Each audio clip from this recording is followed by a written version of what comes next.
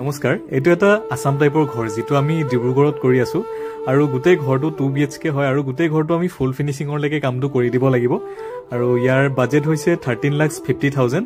ঘৰটো আসাম টাইপৰ হয়, মানে ওপৰত টিং লগোৱা যাব আৰু আসাম টাইপ বুলি ক'লে সাধাৰণতে মানুহবিলাকে মানে ভাবি লয় যে ডাঙৰ মুধচদিয়া ঘৰ এটা বুলি আৰু আমি যিমান পাৰো এনেকে মডাৰ্ন ডিজাইনলৈ কনভাৰ্ট কৰিবলৈ ট্ৰাই কৰি আছো আৰু মানুহবিলাকে ধৰকচোন কিছুমানে ভাবে যে RCC ঘৰ বনাম বুলি, কিন্তু তেওঁলোকৰ সপোন থাকিলেও সেই সপোনসমূহ পূৰ কৰিব নোৱাৰে কাৰণ বাজেটৰো কথা থাকে। গতিকে ক্লায়েণ্টৰ বাজেটত আহাকে আমি এনেকে এই ধৰণে আসাম টাইপ ঘৰসমূহ বনাই দিওঁ, যিটো ফল সিলিং বা কালাৰ পুটি কৰাৰ পিছত বাহিৰৰ পৰা হওক ভিতৰৰ পৰা হওক কোনোৱে একদমেই ক'ব নোৱাৰিব যে এইটো আসাম টাইপ ঘৰ নে RCC ঘৰ।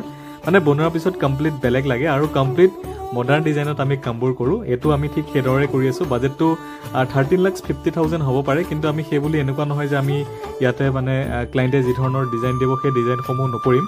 মানে বাজেটটো আপোনালোকৰ যিমানেই যি নাথাকক কিয়, কিন্তু ডিজাইনটো কমপ্লিট আমাৰ ফালৰ পৰা ফ্ৰী অফ কষ্ট হয়। যিটো ডিজাইন আপোনালোকে চিলেক্ট কৰিব সেই ডিজাইনটো মতে আমি কামটো কৰি দিম আৰু কাৰোবাক যদি প্লেন আসাম টাইপ লাগে, তাত অলপমান মডিফিকেশ্যন লাগে, দেন সেইবিলাক আমি কৰিবলৈ ৰেডি আছোঁ। কিন্তু তথাপিতো যোনে যেনেকুৱা ধৰণে মানে ডিজাইন বিচাৰে সেইসমূহ দিওঁ আৰু আমাৰ যিসমূহ টাইলছৰ কালাৰ হ'ব বা কালাৰ যিবিলাকৰ মানে আমি পুটি কালাৰ কৰিম, তাতে যিটো কালাৰ চইচ হ'ব, ফল চিলিঙৰ ডিজাইন চইচ হ'ব বা যিবোৰ মডুলাৰ কিচেন থাকে, মডুলাৰ কিচেনৰ ডিজাইন, গোটেই বস্তুবিলাক মানে আমি ব্ৰেণ্ড আৰু কেটেগৰীবিলাকহে লিখোঁ আৰু কোনটো মানে গ্ৰেডত তেওঁলোকে আমাৰ লগত এগ্ৰিমেণ্ট কৰিছে সেই বস্তুটোহে আমাৰ এগ্ৰিমেণ্টত মেনশ্যন কৰা যায়। বাকী মানে কামৰ কোৱালিটিৰ ক্ষেত্ৰত কেতিয়াও কম্প্ৰমাইজ কৰা নাযায়। যদি মানে কিবা আমাৰ বাজেটত নাহে দেন আমি কামটোৱে নকৰিম, কিন্তু কামটোৰ কোৱালিটিৰ ক্ষেত্ৰত আমাৰ ফালৰ পৰা কেতিয়াও কোনো ধৰণৰ মানে কম্প্ৰমাইজ কৰা নাযায়।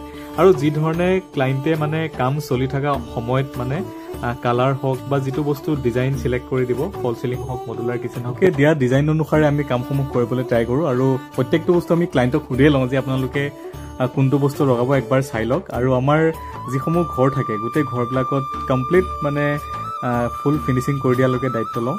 ইমানে আগলৈকো দেখাম আৰু। ধন্যবাদ, থেংক ইউ।